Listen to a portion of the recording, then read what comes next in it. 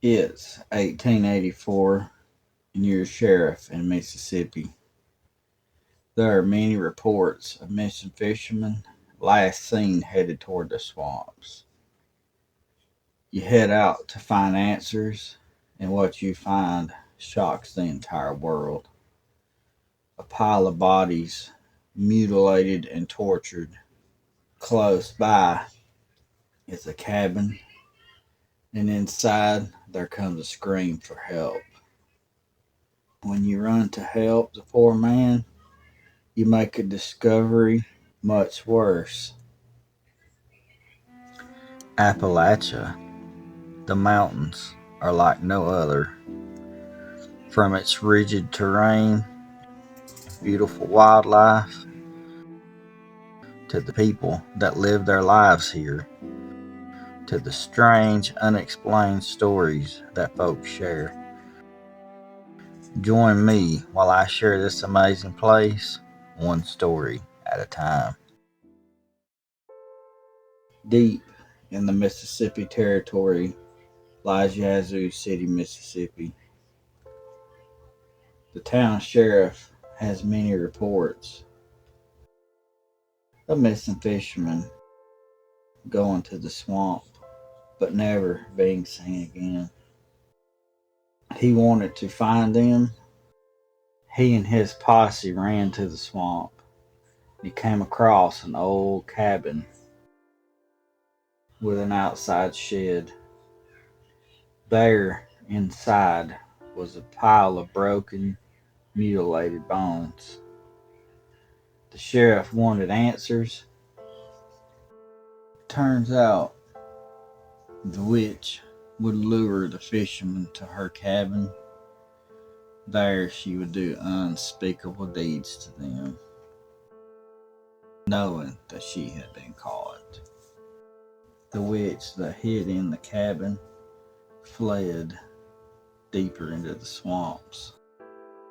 She fell into the quicksand where she would die.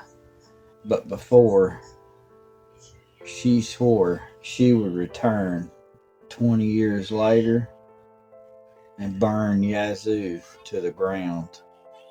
The posse retrieved her body and buried it in the local Glenwood cemetery and placed a chain around the gravesite to keep her bound there forever.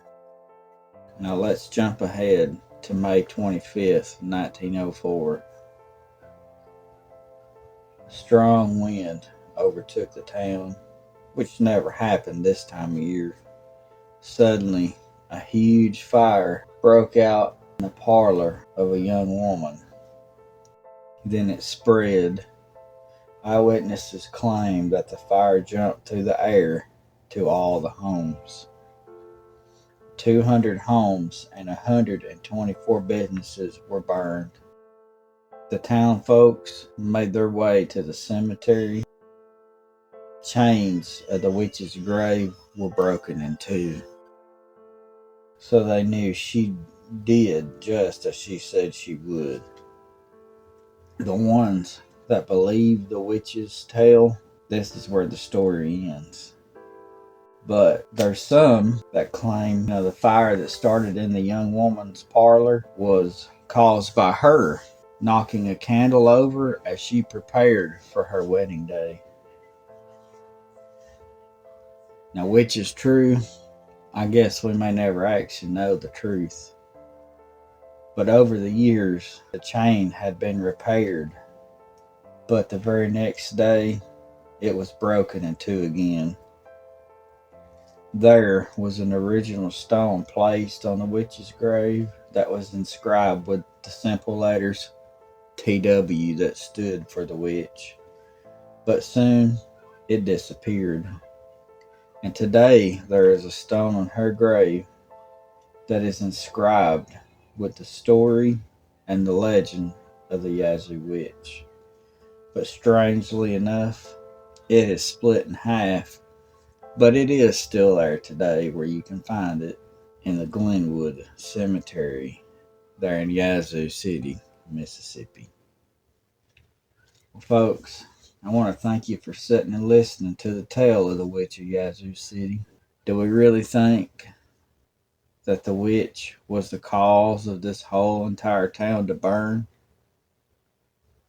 Or was it just a coincidence that 20 years after her death, a simple mishap in a parlor could burn the entire town to the ground? It is said that when you look back at the forecast back in those days, there was no wind forecasted for that day. So, if there was no wind, how did the fire jump through the air from house to house until they were all burned? I guess that's a mystery we may never know the answer to. Well, I appreciate you listening. I love you to pieces, and I'll see you next time.